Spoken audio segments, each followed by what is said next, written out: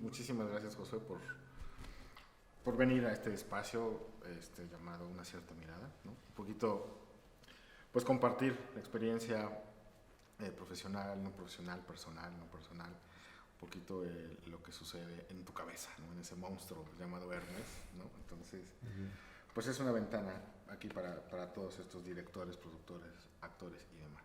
No, pues gracias por la invitación y es un honor estar aquí. Pues bueno, pues empecemos un poquito como con el cliché, pero es súper necesario, ¿no? Un poquito del por qué decidiste estudiar cine, el por qué esta locura, ¿no? Y en dónde también, ¿no? Pues creo que sí es como, la pregunta es un cliché y creo que también la respuesta hasta cierto punto es un cliché, ¿no? Siempre tenía como este impulso de querer contar algo, contar historias, y yo hacía hacía cómics, ¿no? Entonces me la pasaba como en el tiempo libre jugando con la pluma y el papel y creando personajes y creando e imaginándome cosas, ¿no? Creo que por ahí empezó. Y yo no sabía que era cine, en aquel entonces no era como esta concepción, al menos en Puebla, creo yo. Onda primaria. Sí, onda primaria, sí, desde luego. De hecho, yo en la secundaria yo ya sabía perfectamente que quería estudiar algo así. Pero espera, pausa, aquí en Puebla, o sea, tú... Ajá, aquí en Puebla, okay. sí. Yo me quedé que... No, yo que no... eras CDMX. No, yo soy poblano, y entonces aquí yo estaba como construyendo y haciendo, y ya para el bachillerato yo ya decía, fue en un libro, fue investigando que iba a estudiar, porque yo en aquel entonces como que fue el boom de la escuela de comunicación, y entonces yo decía, bueno, pues a lo mejor lo que tengo que estudiar es comunicación, ¿no? Porque era como lo que sonaba, hasta que yendo a la biblioteca, de repente me asombro y digo, Centro Universitario de Estudios Cinematográficos, CUEC, UNAM, y digo, es esto lo que yo quiero hacer. Yo quiero hablar con las imágenes, ¿no? Y las historias siempre las visualizaba, ¿no? Creo que eso era lo que pasaba por mi mente, y una vez que supe lo que era lo que quería estudiar, ya no hubo como punto de regreso. Me aferré hasta que se logró y me fui a estudiar a la Ciudad de México. Hice mi examen al CUEC, creo que como todo buen cineasta, y lo reprobé como todo buen cineasta, y también hice el examen al CCC y también lo reprobé. Y entonces llegó un momento en que parecía que no iba a estudiar cine, y igual una vez hojeando una revista, estaba el boom de la Asociación Mexicana de Cineastas Independientes, la AMCI, que era una escuela, la primera escuela independiente, alternativa para el CUEC y el CCC, y pues no había más, ¿no? O sea, era eso o alguna... Y en mi caso, pues no era como una opción poder viajar al extranjero, ¿no? Que esa era la única otra opción que existía en ese momento. Y entonces pues dije, bueno, o voy ahí o no va a pasar, ¿no? Y entonces empecé a tomar clases ahí en la AMSI. Que estamos hablando de los 2000. Estamos hablando de 1999. 1999, 2001. Entonces yo para el 2000 ya estaba en la Ciudad de México, emigré a la Ciudad de México y ya estaba de lleno estudiando. Que la fortuna que nosotros tuvimos como generación es que algo muy parecido como lo que está pasando ahora en las escuelas en Puebla, pues los profes empezaron a migrar, y nuestra generación tenía la fortuna de que los mismos profesores que estaban dando clases en el CCC estaban dando en la AMSI, ¿no? Entre semana iban a dar clases al CCC y los fines de semana iban con nosotros a darnos clases. Y eso era una ventaja, ¿no? Que funcionó. Y de hecho hubo varios, bueno, no varios, pero sí unos casos de alumnos que no podían estar en el CCC o que no podían estar en el CUEC y se pasaron a la AMSI, ¿no? A continuar como sus estudios. Y pues nada, continuando ahí como con ese trabajo, y así empezó mi camino en el cine, ¿no? Ese fue como el comienzo. Y ya de ahí pues salté me fui a estudiar uno de estos talleres a la ICTV, a la Escuela Internacional de Cine y Televisión de San Antonio de los Baños, donde pues formalicé como esta experiencia de escolar, digámoslo de esa manera, en un curso con Pascual Ubier, un taller con Pascual Ubier, sobre dirección y guión, ¿no? Entonces, eso fue como el transitar escolar en sus inicios, pasó por esos rumbos, ¿no? Y es que aquí en Puebla pues no había nada, ¿no? O sea, en esos tiempos no se podía hablar como ahora que hay mucha oferta académica, cinematográfica. En aquel momento pues no, era nula. Desde que llegaste a la escuela de cine, ya ves que te dan todo el abanico, siempre fue así, voy por la dirección, voy por el guión, o algún momento en donde te traicionaste, por decir así. No, siempre fui como, más bien, no sabía exactamente cómo se llamaba, o cómo se comía, ¿no? O cómo se procesaba, pero sabía que yo quería contar historias, ¿no? Y que después descubrí que eso se llamaba dirección, y era estar al frente como de estas, de un grupo de personas, y de que es el que le permite realmente contar la historia. Y creo que me iba con la finta, ¿no? De yo quiero operar la cámara, ¿no? Pero después descubrí que él opera la luz, pues, ¿no? Pero no opera la historia, ¿no? Y yo decía, no, yo quiero operar la historia. Yo lo que quiero es como todo estudiante de cine, ¿no? Tengo algo que decir, ¿no? Que en ese momento en realidad lo que pasa es que no sabes lo que quieres decir, pero sabes que quieres decir algo, ¿no? Entonces, eso pasaba por mi mente y creo que siempre fui muy claro en eso. El problema creo que yo como provinciano y no muy estudioso en las artes cinematográficas, ¿no? O sea, yo era de ese poco porcentaje de alumnos que quería estudiar cine, pero no había estudiado nada de cine. Y de hecho no iba yo tanto al cine, era como una cuestión pues monetaria, ¿no? Esto de ir al cine, ¿no? Porque me tocó este proceso en donde los cines empezaron a hacer como multisalas y multicomplejos, ¿no? Y entonces era un poco caro en aquel entonces, o no tan accesible, o no sé por qué en mi casa se veía como no tan accesible. Entonces no es que viera yo mucho cine, veía mucha televisión, veía películas en televisión, tampoco las importantes, y entonces pues no sabía mucho de cine, ¿no? Y desde que fui rechazado del CUEC fue que me di cuenta que necesitaba expandir mi conocimiento, mi cultura cinematográfica, y fue ahí que tuve un año sabático entre que volví a hacer el examen del CUEC y entraba a la AMSI, que me puse a devorar cine así a lo bestia, ¿no? O sea, yo veía como 4, si podía 5 películas diarias, muchas de ellas no las entendía, ¿no? Hay algunas de ellas que me asombraron y me marcaron, y hay otras que tenía que estar parado, ¿no? Y así la tengo que ver completa, no sé por qué, y no sé qué es lo que estoy viendo, pero la tengo que ver completa, ¿no? Porque todo el mundo habla de ella, ¿no? O todo el mundo te dice que te la recomienda y la tienes que ver. Y era muy distinto ahora, ¿no? O sea, el conocimiento o la información no la podías conseguir como ahora en un celular, ¿no? O en un tutorial de YouTube. Nadie estaba hablando de esa información, nadie te decía, ¿no? Entonces toda esa información era privilegiada y solamente unos pocos podían acceder a ella. Afortunadamente eso ha cambiado, pero a mí me tocó como ¿En qué etapa te quedaste del CUEC? ¿En qué etapa te quedaste? No, nunca pasé la primera. Ah, no, ni la primera, ¿no? O sea, más bien es similar al CCC, ¿no? Que son creo que 3, 4, ¿no? Sí, son como 3. O sea, tienes 2 exámenes presenciales, si los pasas a las entrevistas, si la pasas, pues ya quedas como seleccionado, ¿no? Yo siempre fui a 2 veces, no, de hecho 3 veces intenté entrar al CUEC, las 2 primeras seguidas, o sea, consecutivas, y la última, como ya un tiempo después, de repente dije, bueno, pues voy a entrar al CUEC, ¿no? O sea, ya estudié cine, ya fui a San Antonio, pues voy a volver a entrar. Y de todos modos, ¿no? Como que también entendí como los perfiles, como del CUEC, como del CCC, y creo que yo no encajaba en ninguno de esos 2 perfiles. No sé, es como en su momento, digo, no sé, me pasó, pero en su momento fue frustrante, ¿no? Me imagino. Pues sí, porque bueno, tienes como bueno, es que, por ejemplo, yo siempre fui como muy, me ilusionaba con las cosas, ¿no? Era como, era como muy ñoño, estaba gordillo y así. Entonces decía, yo quiero estudiar cine y eso es muy bello y voy a contar mis historias. Y era muy romántico en ese sentido. Y al final, pues la realidad te dice, ¿no? Que pues no solamente de estos ideales, de lo que tú crees que quieres ser,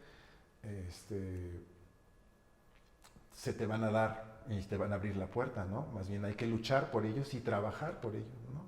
Y creo que ese camino de contracorriente siempre me ha marcado mi vida, ¿no? Siempre estoy como, no por el camino fácil, siempre como abriendo vereda, ¿no?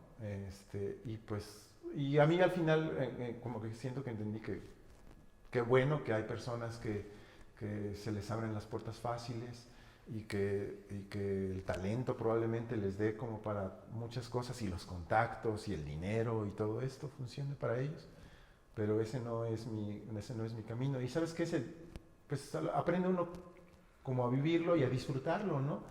Y eso me ha permitido conocer como a mucha gente muy chingona que al igual que yo está intentando pues construir su vida alrededor del cine y tener este acceso a poder contar historias con la imagen, que desde luego que no es un oficio ni fácil ni tampoco barato, pero sin embargo pues hay que, si eso es lo que quieres y tienes el valor y la necedad para hacerlo, pues te vas a dedicar a hacerlo. Y yo pues hace mucho tiempo comprendí que yo hago cine y toda mi vida voy a hacer cine. No importando cómo, ni con quién, ni con qué medios, ni para quién, ¿no? Siempre voy a hacer cine. Tu largo, exacto. Aviéntate esa historia. ¿Cómo fue? ¿Cuánto le sufriste? ¿Cuánto no? Pues de todo. Creo que el detonante es como yo venía a hacer 2 cortometrajes y uno específico aquí en Puebla que se llamó Sentimientos, que lo rodamos en la noche. Y pues hicimos como en una noche alrededor de 5 minutos de imagen. Ya ha terminado el corto, más o menos, dura como 4 o 5 minutos. Y justo estaba como a la mitad, o ya terminando el rodaje de Sentimientos, que acabó como a las 3, 4 de la mañana, ahí en el centro de la ciudad de Puebla, atrás del Carolino, por la fuga de Don Porfirio. ¿Fue en la calle? Ajá, sí. Y entonces estábamos acabando cuando dije, pues este esfuerzo es para hacer un corto de unos 3, 4, 5 minutos. Y dije, pues si hago este esfuerzo por 30 días seguidos, pues podría tener un largo, ¿no? Esa era pues, mi lógica totalmente, probablemente estúpida. Y algo que me pasaba también es que yo tenía lo que he bautizado, que seguramente mucha gente tiene, o creo que todo cineasta tiene, que es el complejo Orson Welles, de querer hacer una película antes de cumplir los 25 años. Okay. Entonces, justo yo tenía en aquel glorioso entonces tenía 24 años. Entonces yo dije, de aquí soy, el otro año hago película. Y me acuerdo bien que fue en noviembre, ¿no? Que decidí y dije, tengo que ponerme a escribir una película y se va a hacer, ¿no? Y justo coincidió un poquito con una entrevista, conferencia sobre cine mexicano, que hablaban que el tema de la familia ya no era, en ese momento no era como un tópico que interesara al cine mexicano y que sin embargo estuvo muy presente en la época de oro. Y entonces eso como que también nutrió, creo que para que surja algo justo, no es como un proyecto nunca es como una línea recta, ¿no? Más bien es como una convergencia de varias cosas que van transcurriendo, que puede que te pasen esa misma semana, pueden que haya pasado hace 2 meses, o puede que haya sido hace 2 años, ¿no? Entonces, yo obtuve como esa información y dije, bueno, ¿por qué no hablar de la familia? Y en aquel entonces estaba como muy interesado como en el barrio y fue que decidí que la temática de mi película era una tragedia de barrio, ¿no? Entonces me puse a escribir la película y en aquel entonces yo también venía de estar trabajando como guionista, entonces sentía que era como fácil y lo talleré súper rápido y dije que en agosto fueron como 6 meses de preproducción, o sea, de enero a julio, de enero a junio y de julio íbamos a estar rodando la película. Entonces yo empecé a como a buscar gente, entraron personas, busqué apoyos aquí en Puebla. Total que... ¿Qué año fue? Fue en el año del 2005. En el 2005 estábamos levantando, en enero del 2005 estábamos levantando la película. Y yo fui a varias casas productoras aquí en Puebla y cosas así.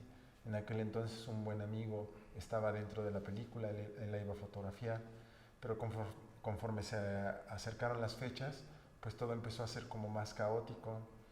Y pues yo sí tenía muchas amistades en la Ciudad de México, pero lo que me pasaba era que, no sé, yo era como de alguna manera muy retraído, ¿no? Y sentía que en la escuela a mí lo que me pasaba, en la escuela es que siempre odiaban mis proyectos, ¿no? O sea, mi profesor de realización era así súper tácito, ¿no? Conmigo, ¿no? Entonces, me acuerdo que apenas comenté una de esas experiencias y me decía, o sea, yo tenía amigos que saliendo de la clase de realización, así hasta, así, tranquilo carnal, va a funcionar, tranquilo, güey, ¿no? Entonces sí como que de repente estaba un tanto como bajoneado de la escuela y poco a poco fui como poniéndome metas, ¿no? A mí mismo. Entonces yo para la película quería ver si era capaz de contar una historia, ¿no? Una historia completamente en un largometraje. No sabía yo si tenía esa capacidad. Aunque sí ya sabía contar como cortometrajes, pegar planos, ya me había quedado claro eso, ¿no? Yo como que había superado como esa etapa. Entonces quería contar el largometraje, pero no confiaba en mis amistades, ¿sabes? O sea, como las amistades que sabían hacer cine, ¿no? Entonces yo me vine a Puebla, porque siempre como que aquí es donde he levantado. La tierra llama totalmente y hay que hablar de la tierra, de donde es uno. Es uno de los principales temas que cualquier director debe de estar rondando. Y pues lo que hice fue juntar como un grupo de amigos que no cuestionaban lo que yo hacía, pero no sabían qué hacer. Simplemente hacían lo que yo les decía, ¿no? Si les decía, vamos a pintar esa pared de gris, la pintaban de gris y no me preguntaban, oye, pero ¿por qué? O, no sé, o vamos a pedir un permiso allá, y lo hacían, todo lo hacían. Y en ese sentido fue muy, muy afortunado de juntar como a 12 personas, pues todos chamacos, realmente éramos unos chamacos divirtiéndonos por la ciudad de Puebla, construyendo una película con una P2, ¿no? La famosa P2. Con la famosa P2. Y pues nos lanzamos a hacer la película, ¿no? Entonces solamente un compañero de la Ciudad de México, que se llamaba Adrián Maldonado, se vino a asistirme dirección. Y estuvimos aquí 30 días rodando la película. Y pues en aquel entonces Puebla estaba a nuestra disposición, porque nos soltaron un permiso. En aquel entonces, bueno, todavía existe, pero en aquel entonces era como la primera vez que estaba la comisión de filmaciones. Y entonces pues nos abrieron carta abierta, ¿no? Durante 30 días y yo fui colocando dónde íbamos a estar en esos días y estuvimos filmando, ¿no?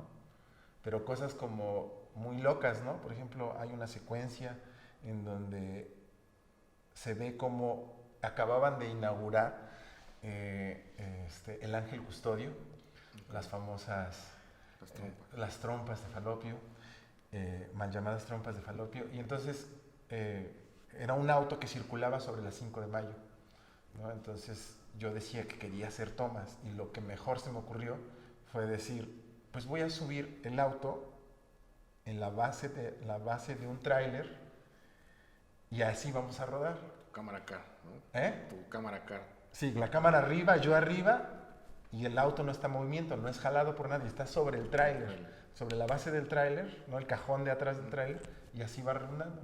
Y entonces yo tenía un amigo que se llamaba Sergio García, que era trailero.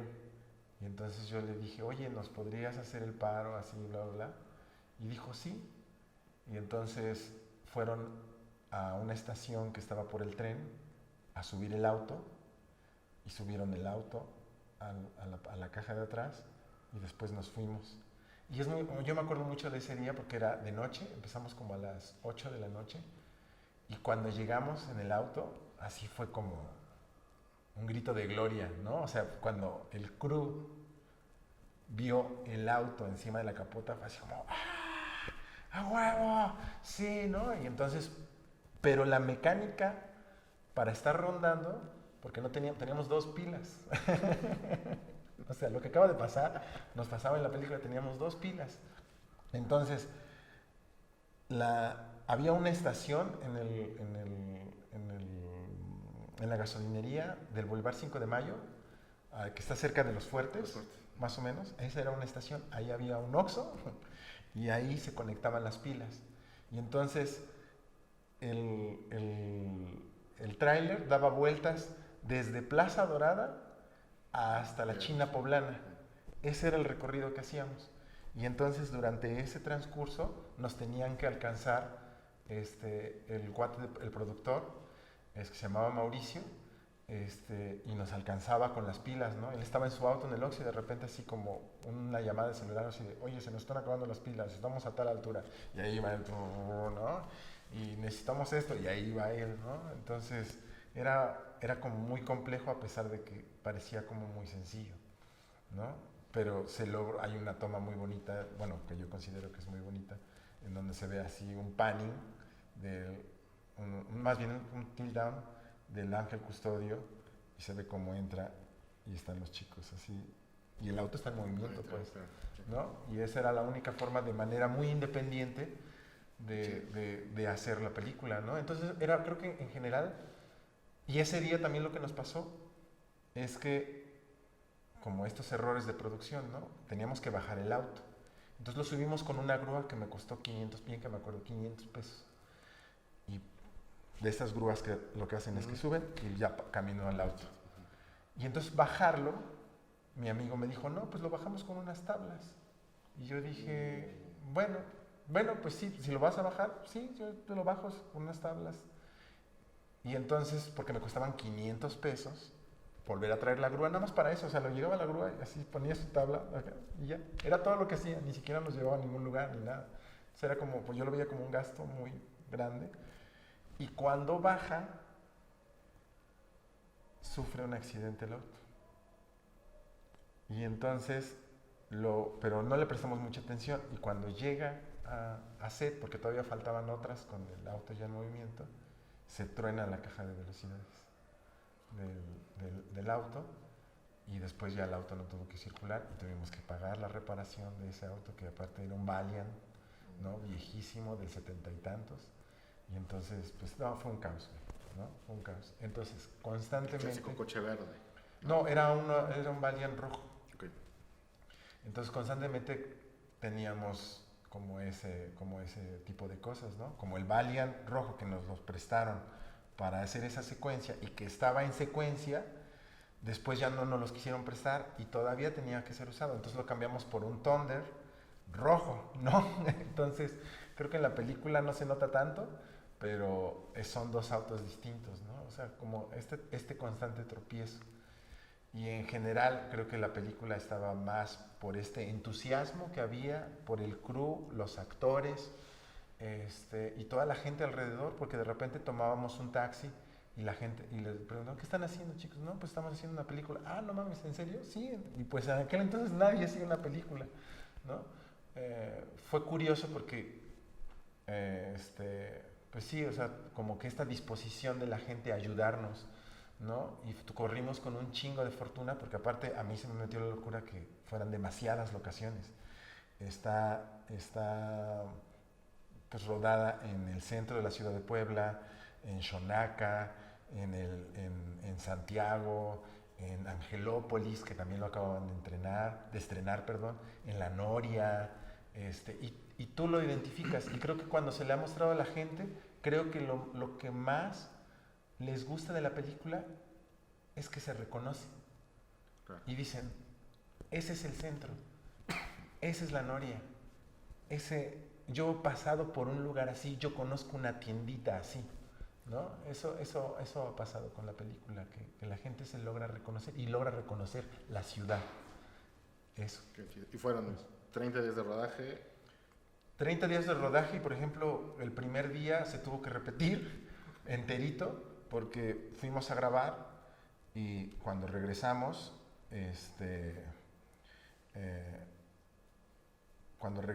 nos dimos que nos habían dado la cámara con una lentilla protectora que estaba completamente rayada. Entonces yo llegué con esta costumbre a revisar material en la noche, y entonces me di cuenta que toda la secuencia no funcionaba, así no funcionaba. Y entonces lo que hice es que dije, ese día de rodaje lo paso al último día de rodaje, ¿no? O sea, y para mí fue un gran aprendizaje, y por eso recomiendo que la gente se atreva a hacer su primera película, porque también en la forma en que yo lo hice es que estaba tan preocupado por la producción que no planeé nada de la dirección. O sea, yo una semana antes de rodar la película no tenía protagonista. Y todo el mundo me veía así de güey, ¿por qué no tienes el protagonista? Y yo, tranquilos. O sea, sabía que si yo me desesperaba, no iba a haber nadie que me bajara que me tranquilizara, ¿no? Entonces yo así, no, tranquilos, todo va a llegar. Y un día llegó un chico que era así como perfecto y que por fortuna sabía actuar y se aprendía los diálogos, ¿no? Y entonces fue así como... Llegó a casting. Sí, llegó a mi casa, me acuerdo. Llegó a casting a mi casa porque alguien le pasó el dato y entonces lo mandamos a traer a la casa y todo. Y funcionó poca madre. Y estoy muy orgulloso de ese casting de la película porque cada uno creo que entró en el papel que se necesitaba y quedó poca madre y se ve espectacular para mí, ¿no? Entonces, pues nada, fue como esa alegría de conjuntarlo, ¿no? Y de trabajar y que cada decisión, pues de alguna manera, pues la tuve que tomar yo. O sea, yo tomaba decisiones y por eso era como muy estresante, porque tomaba decisiones de producción, tomaba decisiones de fotografía y tomaba decisiones de dirección. Que en realidad no es que hubiera una gran fotografía, sino más bien, pues está iluminada la película, ¿no? Si se ve y a partir de la dirección de los emplazamientos, pues se cuentan. Pero yo llegaba a set y me di cuenta el primer día de rodaje que dije, ya los tenía todos ahí, ¿no? Listos y todos. Y de repente dije, verdes, ¿y dónde pongo la cámara? ¿No? Y entonces fue así de, pues, y todo el mundo viéndome, y yo sabiendo que tengo que irme al otro lado, y yo, acá, y lo voy a hacer así, y lo voy a hacer así, y 30 días fue lo mismo. No había ningún plan sobre ese día, simplemente sobre el transcurso y sobre la marcha. Se iban tomando decisiones de encuadre de cámara, de fotografía y de producción, porque eso tenía que ser así, y lo que evidentemente ocasiona una serie de retrasos y de problemas y de caos que se fue resolviendo, ¿no? Y que tuve la fortuna de varios compañeros que me hicieran el paro, ¿no? Y me acuerdo, por ejemplo, mucho de una anécdota que de repente estábamos en Xonaca y logramos entrar al barrio, la neta, tuvimos como mucho apoyo de la gente. Y una noche, como eso de las 10 de la noche, de repente recordé que yo ese día tenía que filmar una secuencia y no había pedido permiso. Y yo así de, y le dije a un compañero que se llamaba José Luis González, Super Brother, que me estaba apoyando, gerenciando como locación. Y yo le dije, oye, ¿te acuerdas de la casa? El señor de hasta allá arriba de Xonaca, sí. Vele a tocar y dile que si nos podemos subir a esa azotea, porque tenemos que grabar esa secuencia. Que era una secuencia donde se veía toda la ciudad de Puebla y dos personajes hablaban ahí en una esquina y me dijo, ¿es neta? Le digo, sí. Y ya se fue. Y se fue como media hora. Y cuando regresa, me dice, y pues todos parados, pues, ¿no? O sea, no, nos teníamos que esperar. Y cuando regresa nos dice, ya, que subamos. Pues vamos para arriba, ¿no? Y entonces, como, como esta curiosidad de la gente por querer acercarse a ver cómo es y cómo funcionaba, y que nos abrieron, tanto que nos abrieron sus hogares, ¿no? Para abrir, para hacer la película, perdón. Y para estar ahí de 10 de la noche a 3 de la mañana. Termina la peli, la ves y ¿qué sucede? Pues como creo que toda película fue un proceso muy largo, ¿no? Más bien porque evidentemente pues si no tuvimos apoyo para la producción, pues menos la tuvimos para la post. Entonces, alguien que estaba sumado al proyecto era un buen amigo que se llama Ulises Juárez, que tenía un estudio que en aquel momento no se llamaba Limón Canán, pero que terminó llamándose Limón Canán. Y ahí él nos prestó pues la computadora para empezar a editar y creo que y yo me levantaba todos los días a las 5 de la mañana porque él trabajaba, él tenía el estudio funcionando, ¿no? Entonces él me decía, bueno, pues yo llego a las 9 de la mañana y trabajo de 9 a 9. Ese es el trabajo en donde se ocupa el estudio. Fuera de eso, está libre, ¿no? Entonces yo lo que hacía fue levantarme a las 6 de la mañana, a las 5 de la mañana para estar a las 6 en el estudio y de 6 a 9 ponerme a editar la película. Y estuve así como un mes, yo creo, levantándome a las 6 de la mañana para editar la película. Y yo edité completamente la película. Sí, cúlpenme a mí.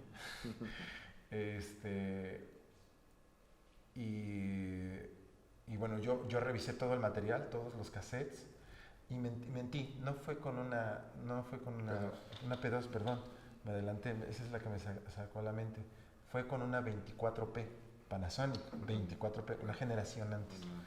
Entonces,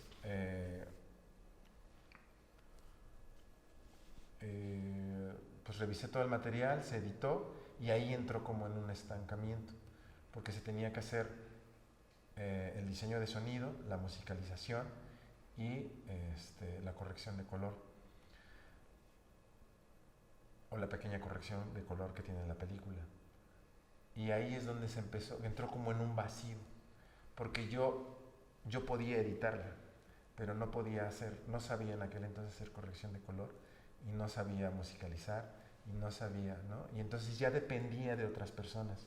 Y tuvimos una fortuna enorme de que un músico que trabajaba en Televisa, que se llama Carlos Páramo, nos hiciera la musicalización de Tierra de Ladrones. Entonces,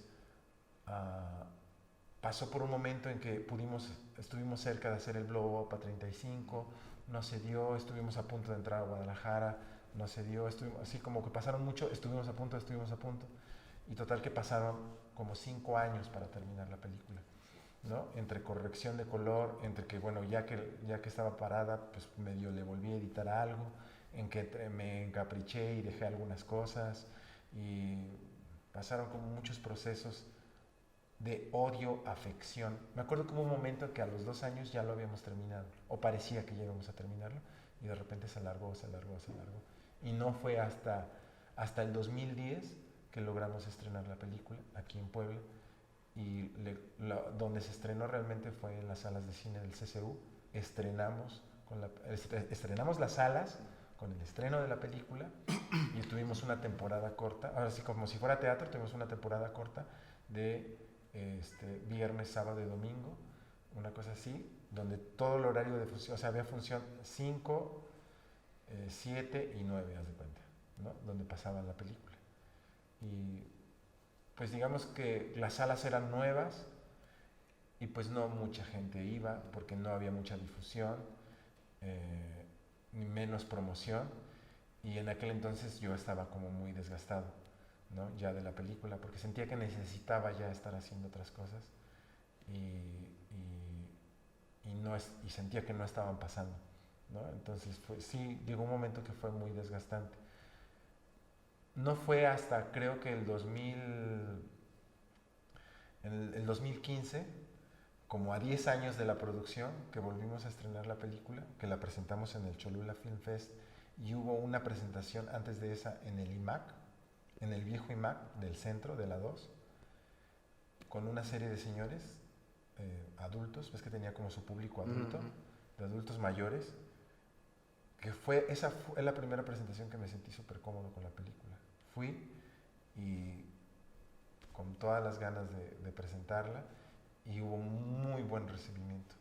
He notado que a la película le gusta a un público de adulto mayor, como que siente que tiene un ritmo la película que les remonta a cómo ellos percibían el cine en la época de oro o en los 60s, ¿no? Entonces se acercan de una manera muy fácil a un público que es adulto mayor, y sin embargo al joven, con las producciones de ahora, ¿no? Como con las, bueno, en aquel entonces no había Avengers, pero pues con las producciones de acción no hacían clic con la película, se les hacía una película pues muy lenta, ¿no? Y eso pasó una breve, porque podríamos estar aquí toda la noche platicando de la película. Fue lo que pasó. Me llama la atención porque sabía que había sido un proceso largo, ¿no? Y a mí me llamaba la atención justo eso, ¿no? Yo venía saliendo justo de un corto, que a la par estrenamos la sala con tu peli y con este corto, y sabía de un alguien poblano que había hecho una peli, y dije, chinga, quiero saber, ¿no? Y conocidos como en común, supe que el proceso fue larguísimo, ¿no? No sabía tanto, ¿no? Y digo, wow, o sea, te lo estás diciendo, 5 años, es resistencia también. Claro, o sea, por eso hablo que el cine es necedad y resistencia y querer hacerlo, pues, y harto corazón, ¿no? Porque sí nos quedamos, hubo un lapso que nos quedamos completamente saturados con la película, que parecía que no la íbamos a estrenar, y si algo he aprendido es que lo que inicias lo debes terminar, ¿no? Y el término es presentándole ante el público, ¿no? Entonces, probablemente si lo hubiéramos estrenado en el 2008 hubiera funcionado mejor, porque justo el 2005, el inicio del 2006 fue el inicio del HD.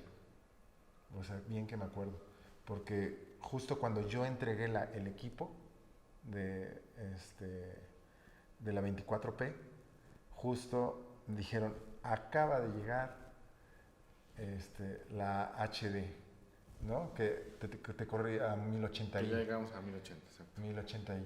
Entonces fue así como, si lo hubieras hecho un mes después, lo tirabas a HD interlazada. Y yo, pero lo hice en 24p, porque te acuerdas que esta cámara, la onda era que ya corría así a una.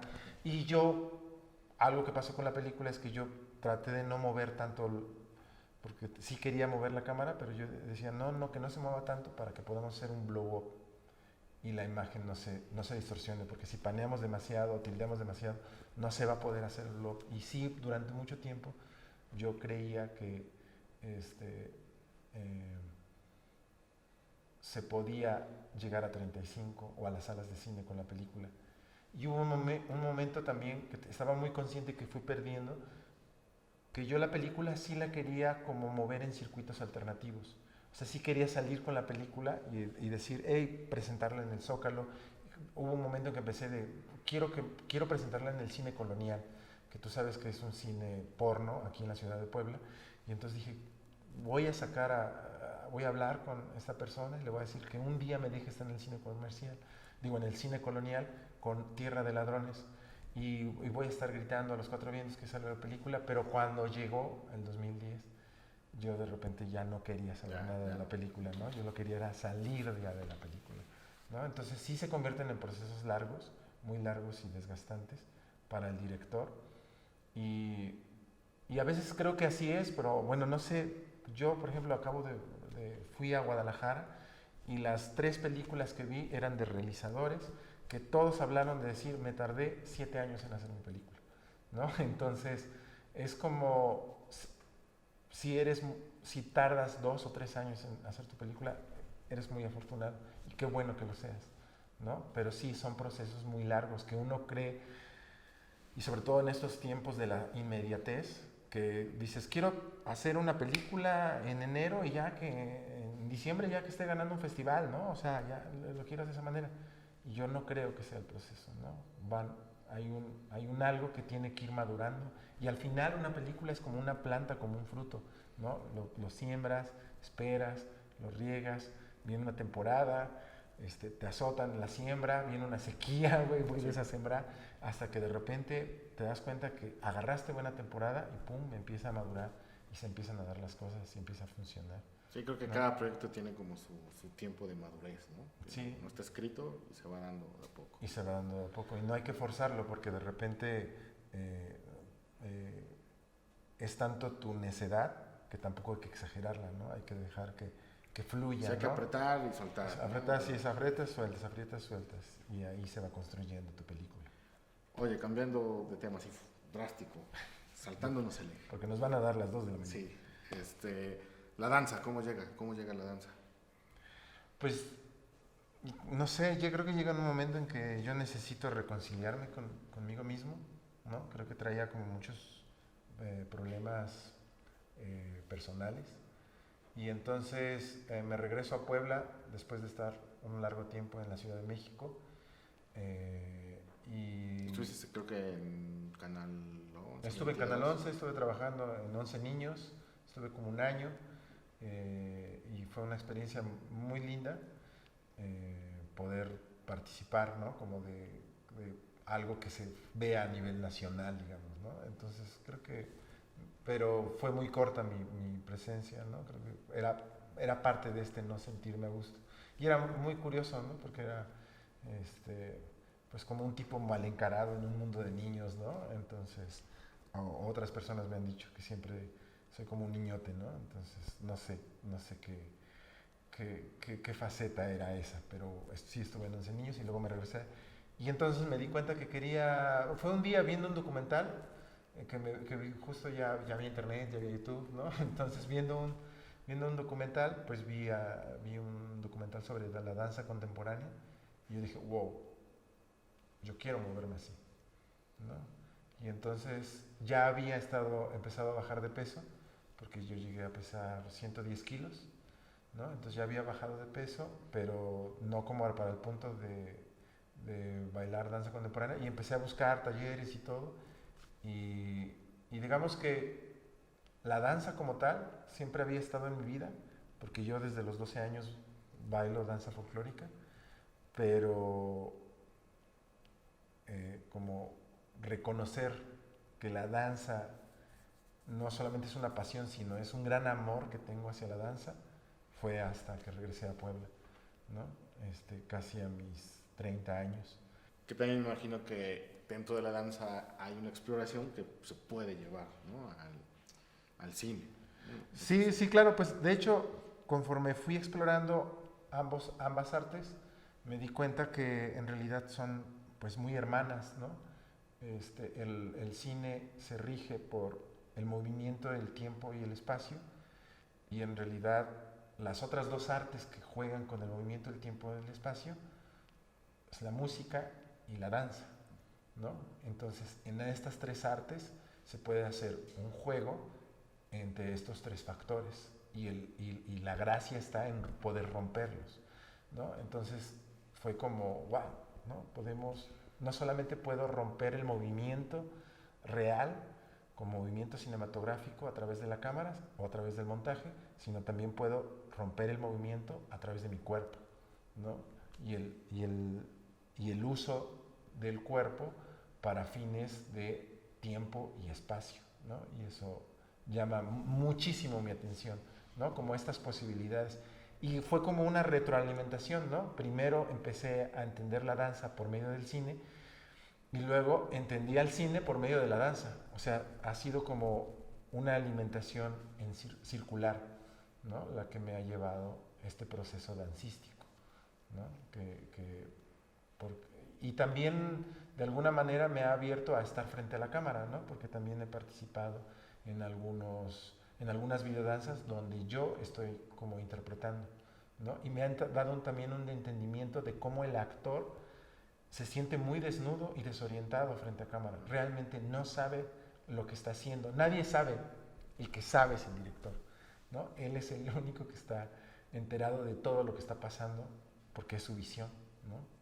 O al menos dentro de este cine que probablemente es muy autoral, que es creo que el que estamos haciendo o el que estoy haciendo, porque creo también que hay un cine muy industrial que se forma y ese es como tiene otras directrices y otras formas, ¿no? Que Claro. se rigen bajo otras reglas, ¿no? ¿Y proyectos nuevos que viene? Pues digamos que lo que se ha sentado con el tiempo es que pues no paro de hacer proyectos, ¿no? Entonces, ahorita estoy con mi primera coreografía, ¿no? Un solo que me estoy montando a mí mismo y que voy a bailar e interpretar, que tiene que ver con el alma, ¿no? Es como el tema principal, el alma, y cómo pensamos que somos mucho cuerpo, pero en realidad más bien somos espíritu, y eso se transforma o evoluciona, no se desvanece, el cuerpo es el que se desvanece un poquito, va por ahí. Y una videodanza también que quiero realizar, que la temática es un poquito como las dobles personalidades, bueno, no las dobles personalidades, sino como las dos facetas de nuestros miedos y de nuestra aceptación de nuestros miedos y cómo a veces poder superar como ese proceso de tú cuando no puedes lograr algo y tú cuando puedes lograr algo. Creo que mis temáticas siempre pasan por el miedo y por la resiliencia a ese miedo, como, como el, como el tener el valor de enfrentarte a ti mismo y a veces caer en ese intento. Es mejor morir en ese intento que no intentándolo, o mejor aún, sobrepasando ese miedo. Creo que siempre estoy rondando sobre ese tema. Y pues escribiendo un guión también, ¿no? Sobre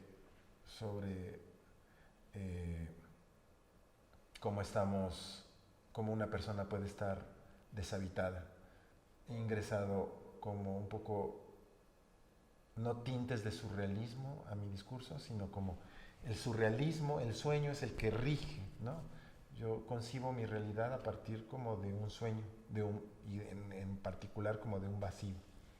Entonces siento que a veces estoy solo en esta ciudad, un poco, Okay. ¿no? Entonces eso casi siempre Suena súper chingón. suena como que ahí está rondando esa temática.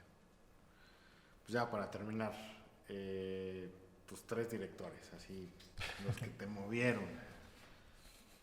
Como lo dije antes, que puede ser viejitos, contemporáneos, Claro, ya no existentes. ya no existentes. Yo porque va mutando a veces, ¿no? Como estudiante tienes tus héroes y unos continúan y otros... Claro, claro. Pues es que, híjoles, creo que cuando se hacen este tipo de preguntas es difícil porque en realidad creo que no puedes encasillarlos en tres, ¿no? O sea, no puedes dar uno, o como cuando alguien te pregunta, ¿cuál es tu director favorito? No, no puedo, pues, ¿no? Invariablemente creo que tengo que mencionar, aunque sea un cliché, o no sé, ya creo que ahora ya no es un cliché, con las nuevas generaciones ya es así como les dices Orson Welles y dices, ¿y ese güey quién es? ¿No? Pero para mí fue como esencial, digo, yo tenía el complejo Orson Welles, el famoso complejo Orson Welles, y logré cumplirlo, satisfacerme esa necesidad de tener una película antes de cumplir los 25 años, o en los 25 años. Y pues no sé, como esta capacidad de contar las historias y de hacer uso de la cámara, ¿no? Y apenas vi unos videos como de cinefotógrafos, ¿no? Y están hablando de cinefotógrafos y de repente dicen, y el cine de Orson Welles, ¿no? O sea, él no es un cinefotógrafo, pero sin embargo tiene un video tutorial, ¿no? De cómo es la visión de Orson Welles. Y creo que eso siempre ha llamado la atención en mí, ¿no? Como el autor sobrepasa a eso, incluso a las otras áreas, ¿no? Y creo, recientemente me ha impactado demasiado Kim Ki-duk, ¿no? He visto lo primero que salió de él, lo he visto y me ha impactado, ¿no?